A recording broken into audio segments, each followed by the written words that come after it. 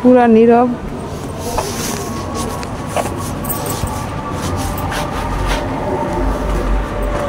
ধোয়া দিলে কাপড় কোয়ালিটি কেমন হবে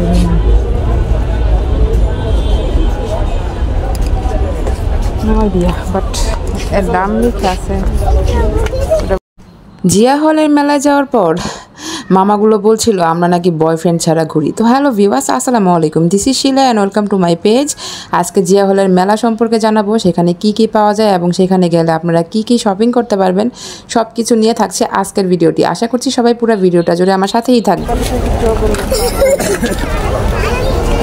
না না, এটা সুন্দরই বলতো, কালার এগুলি ভালো। হোয়াইটটা হলো নিতাম, হোয়াইটটা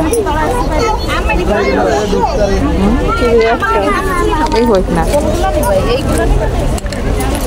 ডিজাইন করে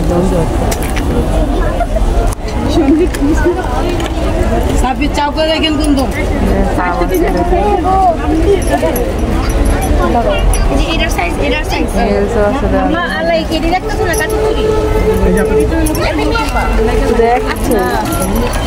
একটা দাম দিলে হবে, একটা দাম আপনাদের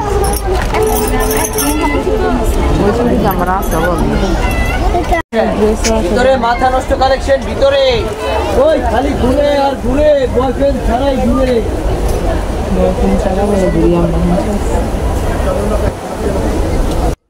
এখানকার চুড়ির কালেকশন দেখে আমার তো প্রায় মাথা নষ্ট। এত সুন্দর সুন্দর চুড়ি ছিল, মানে কি বলবো, যা দেখতেছিলাম সবই মন চাইতেছিল যে বাসায় ভরে নিয়ে যাই, কিন্তু এত টাকা তো ব্যাগে নাই।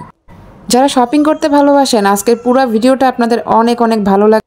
আজকের ভিডিওটা যারা ফেসবুক পেজ থেকে দেখছেন, পেজটা ফলো করে দিয়ে ভিডিওতে লাইক করে দিতে পারেন। আর যারা ইউটিউব চ্যানেল থেকে আছেন, চ্যানেলটা সাবস্ক্রাইব করে দিয়ে বেল বাটনে প্রেস করে দিবেন। এরকম সুন্দর সুন্দর ভিডিও দেখার জন্য আমার পেজটা অবশ্যই ফলো করে দিতে পারেন।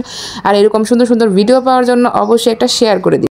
নারায়ণগঞ্জের জিয়া হলের মেলাতে এবার কে কে গিয়েছিলেন এবং কি কি শপিং করলেন আমাকে কিন্তু কমেন্ট বক্সে জানাতে পারেন। আর আপনাদের কেমন লাগলো এখানকার কালেকশনগুলো, সেটাও কিন্তু সব আমাকে জানাতে পারেন, কারণ আপনাদের এক একটা কমেন্ট কিন্তু আমার পড়তে অনেক বেশি ভালো লাগে।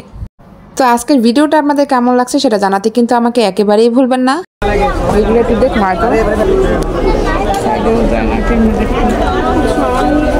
এই যে উপরের সেটগুলা হলুদের পরার লাগে পারফেক্ট না, এটি নেওয়া হচ্ছে তিনজনের তিনটা আমার তোমার ভাবি। হ্যাঁ,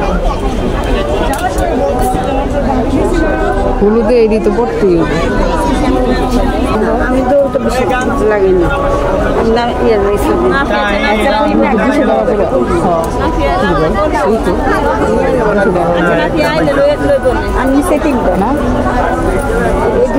শাড়ি ম্যাচ নেই, তাহলে তিনজনের লাগে একদম সেম ডিজাইনের তিনটা লইলে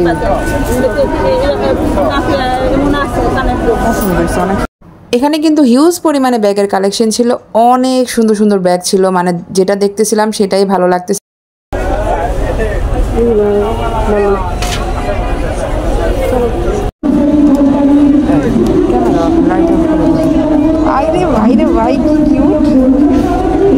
সত্যি সুন্দর না, মানে এত বাচ্চা থাকতাম গেছে যে